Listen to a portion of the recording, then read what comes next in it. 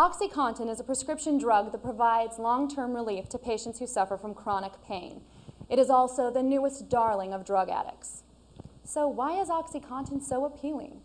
It is made from a synthetic opium base, similar to heroin and morphine, but comes in a time-released form, so that when abusers crush the pill, the full impact of the drug floods their system all at once. In the last 7 months, there has been a rash of robberies involving OxyContin. The drug thieves mainly target independently owned pharmacies, like Valley Rexall, owned by Lee Pritchard in Hanford, California. There's no way really to plan for that kind of thing. You just don't know, I mean, how you know when somebody's going to rob you. I mean, you just got to kind of, the main thing is when it happens is just remain cool, calm, and collected, because you don't want them to get nervous. My daughter, who was the first one that they greeted when they came in, she said it kind of bothered her a little bit, but at this point, it's not a forgotten thing, it'll never be a forgotten thing, but everyone handled it really, really well. Kayla Pritchard had just come home from college for the summer. I was helping someone at the cash register, and I was about to give her a change, and these two guys walked in, and one was holding a gun, or I don't know if they both had guns, but I just saw the one gun pointed in my direction. He told me to get on the ground, and I thought he was joking at first. So I looked over at my dad, and they didn't really know what was going on at first, so he told me to get on the ground again, so I did. When I was laying on the ground, I thought I was praying, and then I was thinking, oh my goodness, I'm going to see my dad get shot. My dad gave him the medicine out of the drawer, and then the guy told someone to open the cash register, and my dad said that he would do it so he wouldn't give him the money, and then on their way out, they said to have a nice day. Sergeant Keith Havlick works in the narcotics division for the city of Clovis, where several pharmacies have been robbed. What is different about OxyContin that is causing the robberies? It's not like meth where you can go to a street corner and find it.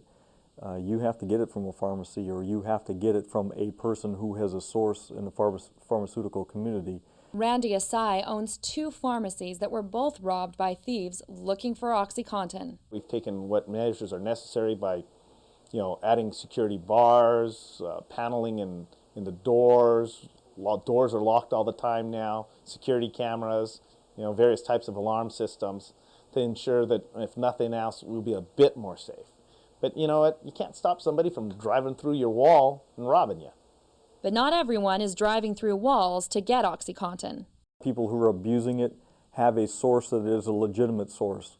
Their parents, their friends have prescriptions to these drugs, and they either don't take care of them, can't figure out how come all of a sudden their pills are disappearing faster than they thought. A concern that is causing the medical community to monitor their patients more closely. There's no way to know whether you and I are going to get addicted to these. So if your doctor prescribes it to you or me, one of us might get addicted to it. Who is abusing OxyContin? It's going to be the middle class person, the upper class person, because the lower class person basically can't afford it. So you're looking at from housewife to professional, basically. The doctor prescribes OxyContin to relieve chronic intractable pain. Dr. William Works is the leading prescriber of OxyContin in the Central Valley. A pain patient, their level of functioning increases when they use the drug. They'll tell you that they were on disability, now they're back to work. That their spouse will tell you they have a husband or a wife back. Their children would tell you that they have a parent back. For some people, it's a draw that will cause them to do crimes, to hurt other people, rob, steal, even kill people. Drugs like OxyContin could have ended up in the hands of Steve Bowman. I've been around long enough to see a lot of real ugly behavior, even in people that are so-called normal. When you get that opiate in your system, it feels like you're in heaven.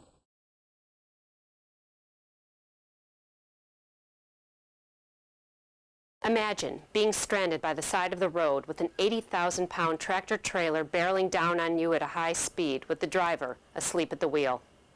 There are a lot of tired truckers out there, a lot more than you think. It's one of the things that makes the road a dangerous place, and one of the reasons parents worry when a teen is out with the family car. Parents like Steve and Daphne Iser. It was 10 minutes to 11. I'd fallen asleep on the couch. Steve was watching TV, and I got up, come in, go to bed, and I saw lights in the driveway, and it was a police car, and I knew something was wrong. They asked to come in, asked us to sit down, said there'd been a crash on they called it an accident. we've never called it an accident. And that There were 4 people killed. Jeff was killed. The popular 17-year-old high school senior and 4 friends were on their way to a Halloween hayride when the car Jeff was driving broke down. They pulled off to the side of the road, and within minutes, they were hit by an 18-wheeler traveling at 65 miles per hour. State Trooper Tom McGuire was one of the first at the scene. When I arrived at the scene, I saw a Ford Escort, which was stopped in the breakdown lane, and it was completely crushed. The roof was crushed down on the car and moved, seemed like in an angle. 4 out of the 5 teens died on impact. And it happened because he didn't get enough sleep. And I don't care who you are, human beings, when you're fatigued, you reach a point and you fall asleep, and that's that. And the truck's still rolling down the road. It came to a stop down the embankment where the truck driver, Robert Hornbacher, escaped serious injury. I didn't even know what I hit. I run back. As soon as I opened the door, I jumped out. And I heard a little girl screaming, and I totally went to panic. And when I went back, she was begging me to get her out. The tragedy moved Steve and Daphne Iser to organize PAT, Parents Against Tired Truckers, to lobby for tougher laws. With the fatigued truckers, they're dying 1, 2, 3, 4 at a time, and it doesn't make big news. But in a year's time, thousands of people die. But I've run over 3 million miles now, documented, safe, not an accident on my mark. Truckers like Norman Collins say that safety isn't an issue and that their industry is already overregulated. The law says that for every 10 hours they drive, they need at least 8 hours of sleep. But it doesn't always work that way. Oh, you'd go to bed for 2 hours or 3 hours, work your 20 hours, or, So you'll drive 20 hours straight? Yeah. And how often have you done that? Well, I've done it for years.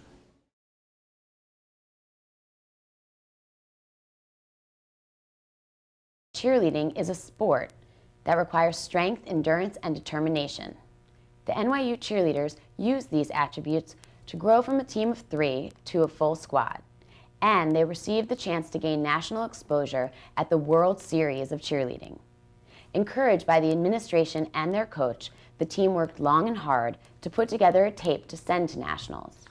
Out of 20 spots available in the video competition, and out of the 20 teams invited, one important team was missing. Claudia Allwood and Donna D'Alessandro, co-captains of NYU's cheerleading team, started the year with high hopes and determination. They worked non-stop to build their 3-person team to a squad of 18. Their goal? To make it to the national cheerleading competition. Cheerleading was pretty much my child. I mean, we started it from the ground up. I did so much work with it, and it's been the one outlet that has given me a lot of patience and the ability to dedicate myself to something and be proud of something. If you've got that ball, then you know you can do it.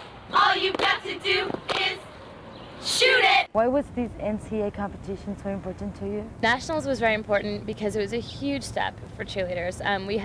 No one in the school had done this before, and we were going to be the first squad to go.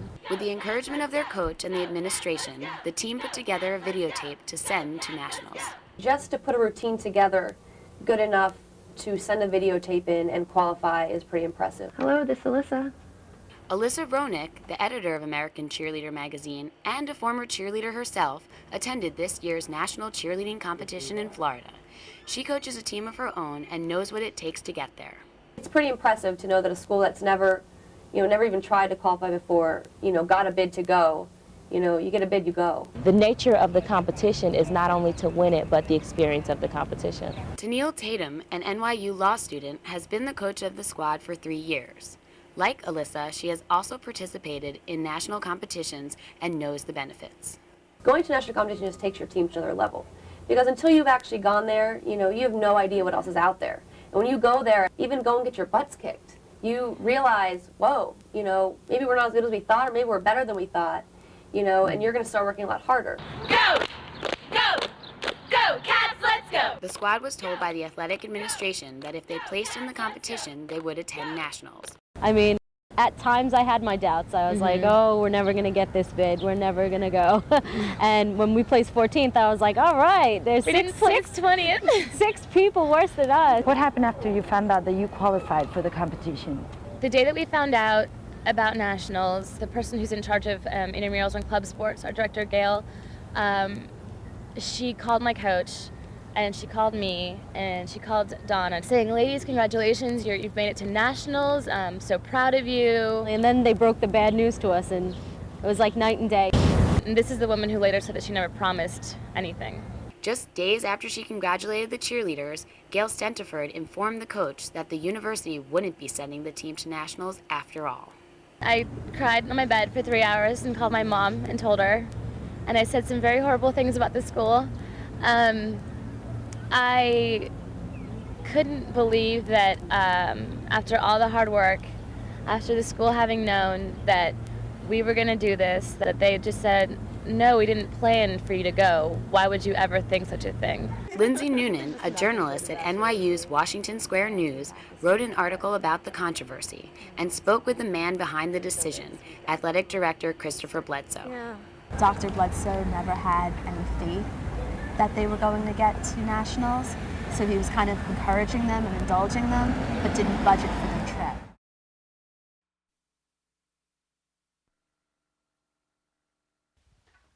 范国勤是300多万在北京打工的外地人中的一个，他有体面的工作，安了家，买了房，有了孩子，看起来他已经融入了这个城市。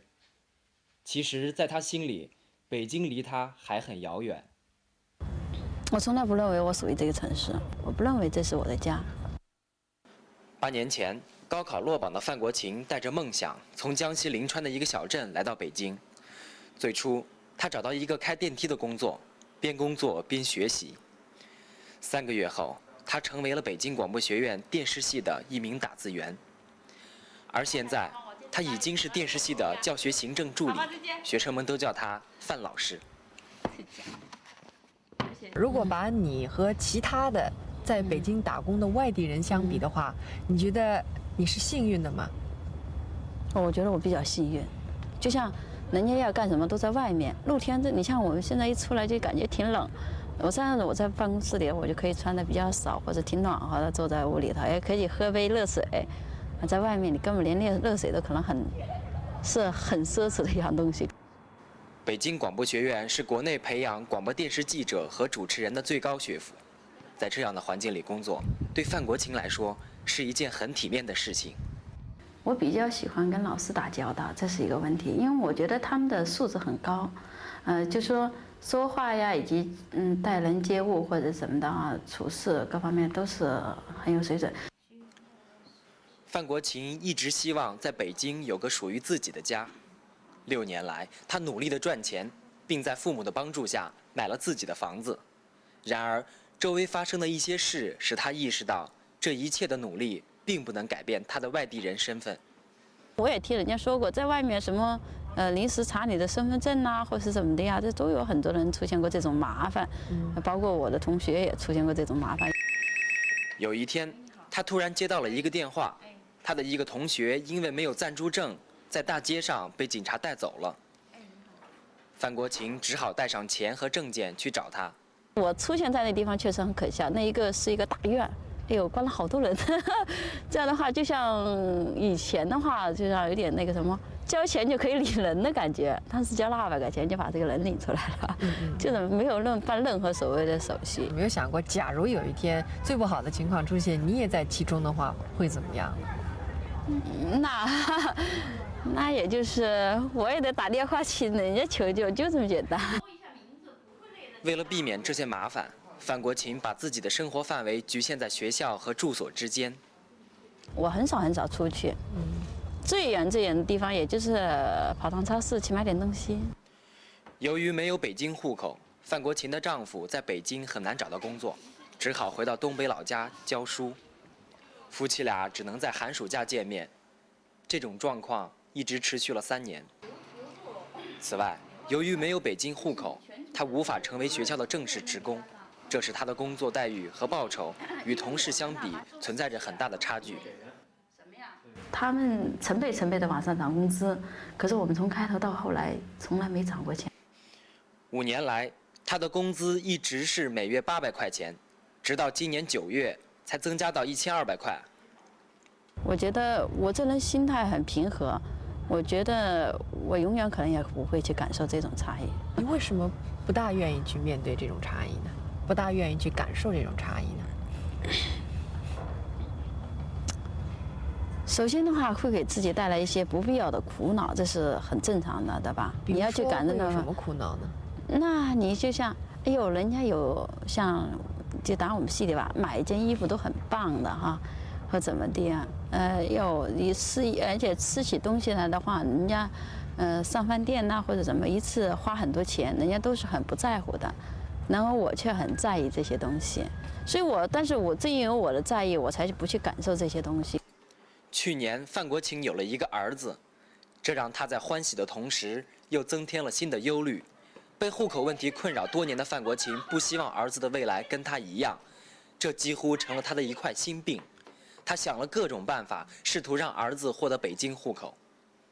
我先生的，他叔叔的儿子，就等于说苏白吧，他都已经40多了，他没有孩子。我们当时确实想让他领养我们这个孩子似的东西，就能，因为他是个北京人，舍得吗？但是我们养可以，我们养啊，主要是他只是给我们提供这，但是我们后来还是觉得也不大现实，因为我们苏白兄弟他也有个弟弟，人家同样也有个孩子，而且他有姐姐也有孩子，人家都没有做他的话，他怎么可能做我们呢？1年后，儿子就要上幼儿园了，范国庆希望儿子能受到和北京孩子一样的教育。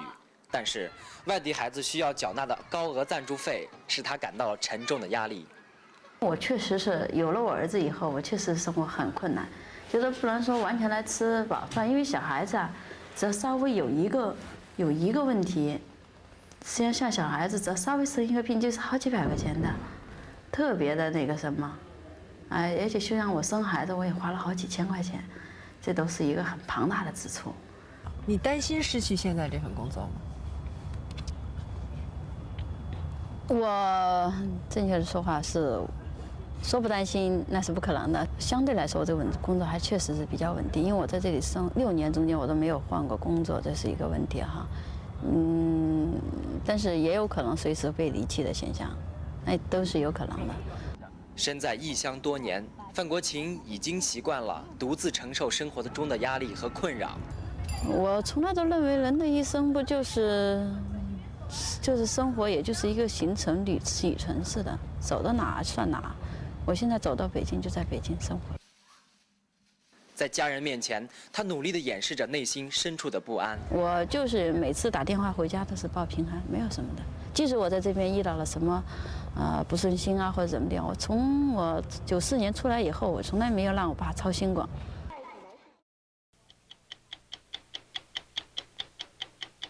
If the aim of a professional sport, as is so often said, is to operate as a successful business, the most successful business in American sports is stock car racing.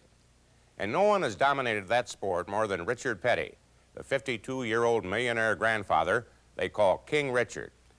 When we began this story, we didn't know a lot about King Richard, and frankly, we'd never been to a stock car race, even though it is the most popular and fastest-growing sport in the country.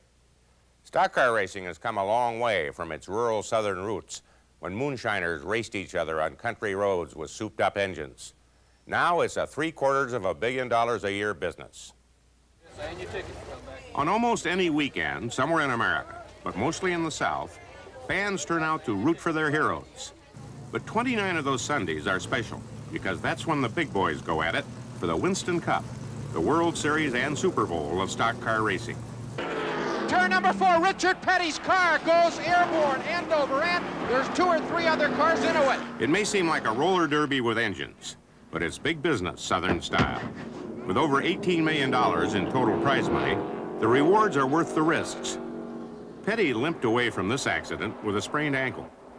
He hasn't always been so lucky. When I had my neck broke, I shouldn't have been driving. I've driven with broke ribs. I've driven with broke feet. I went to the doctor and had a special cast made so that I could use the accelerator on the race car. And you know, just anything, whatever it takes to do the job. If you really want to do it, then you're going to figure out a way. Oh, King Richard, you run runner's dream, the swiftest of outlaws I've ever seen. It's an attitude that has won him a special place in Southern folklore. 50,000 of his fans turned out in an open house down in Level Cross, North Carolina, to help him celebrate his 30 years in racing. Petty sat on the porch 2 whole days, signing autographs and shaking hands with fans who waited in line 4 hours to meet him. No one complained. Just meeting him was terrific. It was worth driving 600 miles. I took my wife to our race when he won the 199th race at Dover. That was our first race together. I said, that's it. It's an omen that Richard won our first race together, and we got married about a year later. Good. That's great. Yes, okay, good. Appreciate it. Thank you very much. Okay. See y'all later. Some of the things that make Petty such a hero are his 7 national championships and 200 victories, almost twice as many wins as the next guy. It hasn't been easy. Has to make the move. Petty gets by Baker, and Schrader gets by Petty. They're door to door. They're sideways. They touch. They say it's as safe as getting out of the bathtub.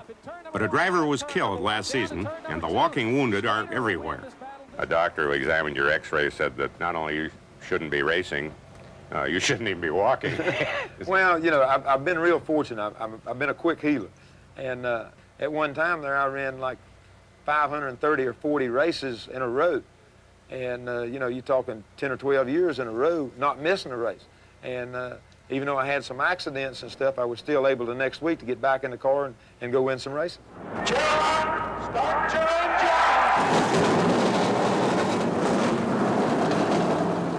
The most exciting part of the whole race is getting the thing started. After you run 30 or 40 laps, you get so hot in the car that you can't breathe, and you can't even move your hand around on the steering wheel because it'll burn your hand, even with gloves on. It gets probably 130 or 40 degrees inside the car. You still get excited? Yeah, the reason I still do it is it's a high for Richard Petty, and I really, really enjoy driving a race car. I enjoy it better when I win, but, you know, I still enjoy driving the car. And the win he enjoyed the most was the magical 200th at Daytona, July 4th, 1984. I was leading the race, and we was beating and bashing, and he'd be a little ahead, and I'd be a little ahead, and when I got to the line, I knew I was ahead, even though it was that close within maybe a couple of feet. The car kept on going until it got to the Smithsonian Institution as a prize piece of Americana, not only because of the 200 wins, but also because of the man. If you mention 43 and probably 3/4 of the bars in this country, you won't even have to say Richard Petty. Pete Daniels was born 60 miles from Level Cross. He's one of the Smithsonian's historians of the South. We collect things for a lot of reasons. This particular car, because it represents a certain social history. And he's certainly left a mark that not only as a driver, but as a folk hero among the people from North Carolina and the people from all over the country. But that 200th win in 1984 was Richard's last. 154 races since then without a checkered flag. What's been the hardest part about this long stretch of non-winning? I guess the disappointments of going and doing and trying new things and thinking this was going to be the week and this is going to be the combination we need to win races, and it's just not come to be. The nice thing, as far as I can see about your situation, is that you are still the king. You would still attract more attention than whoever this year's hotshot is if you went into a crowd.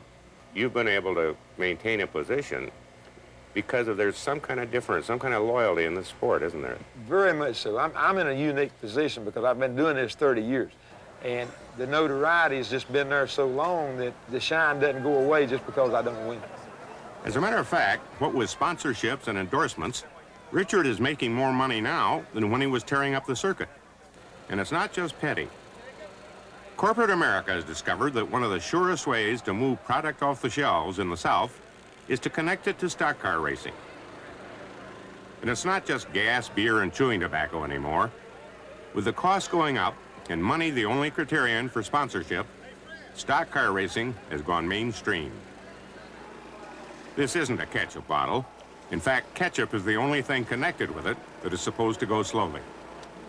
Barbara Behrman was in charge of marketing the stuff. What she found was that you didn't have to have Richard Petty to make stock car racing work for you. I was told that you started interviewing women leaving stores.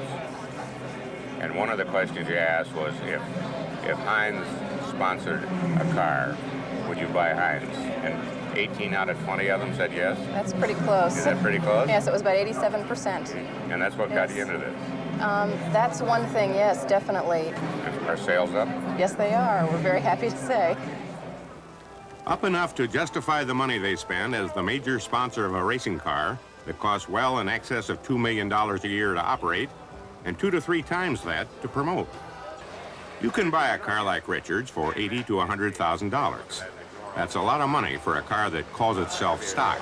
Richard, if you stood back 10 feet and ignored all the signs, that could be a car in a Pontiac showroom. Does that mean it's a stock car race? I could bring my Mark 7 down here Sunday and enter?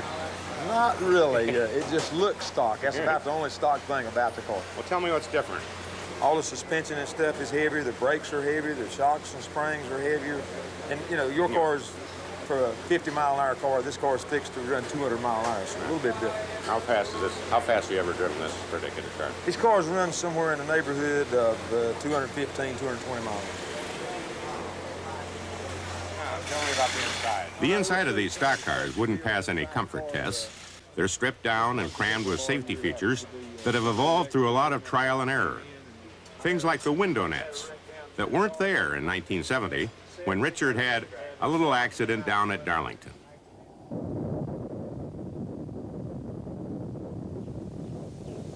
Everything went in slow motion. I can remember it happened, and everything was really, really slow motion. You remember the car turning over and all this. And as the car would turn this way, my body would go that way, and my arm and everything was out the window. This wall wasn't here then? No, this wasn't here. This came about. The net came about, and this wall came about because of that. But anyhow, we wound up out in the middle of the racetrack there and dislocated my shoulder. But that was one of them bad days. But if you don't want to take a chance on having one of those bad days that cars and drivers sometimes have, there are other ways to take advantage of the exposure big business can get in stock car racing. What you're looking at is the Gatorade 200, the centerpiece of Bill Schmidt's Southeastern marketing program. Bill, every one of those cars down there, somewhere on it has a little Gatorade sticker, right? Yes, sir. And you don't get this called the Gatorade 200 because NASCAR loves you. No. That costs money. Absolutely. Promotion of the event costs money. Right. Promotion for things like the hospitality tents, where clients and customers can feel like part of the action and get a chance to sit in show cars. Cars that spend more time at supermarkets and shopping malls than they do at the track. And it works. It works. If it generates sales, it's a good thing.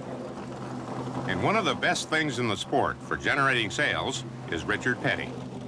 When you like someone, like we like Richard, when you see his product, you buy it because it's Richard Petty, and you bring that home.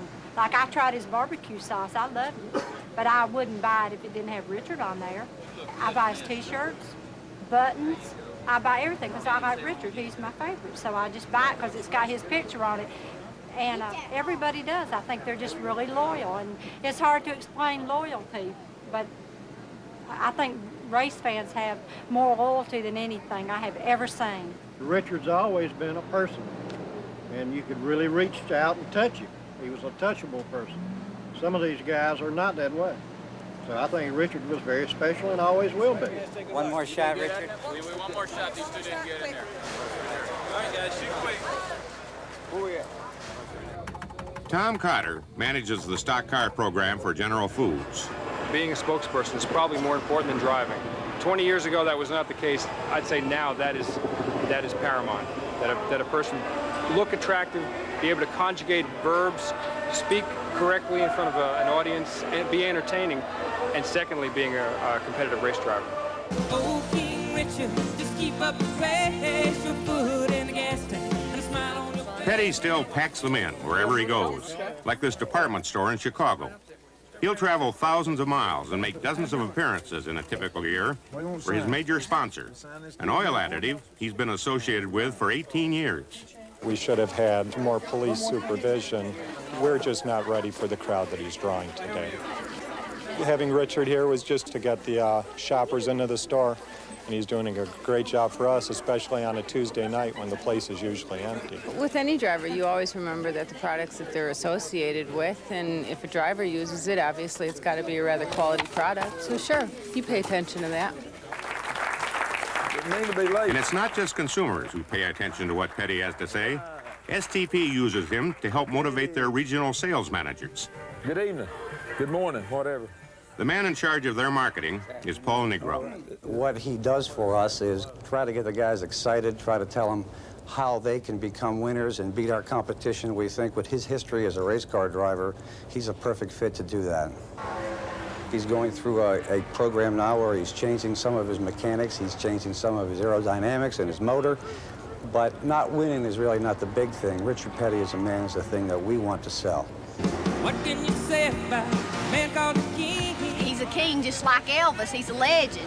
With 200 wins under his belt, there's probably not anybody going to catch him anytime soon. With a winning tradition of a vanishing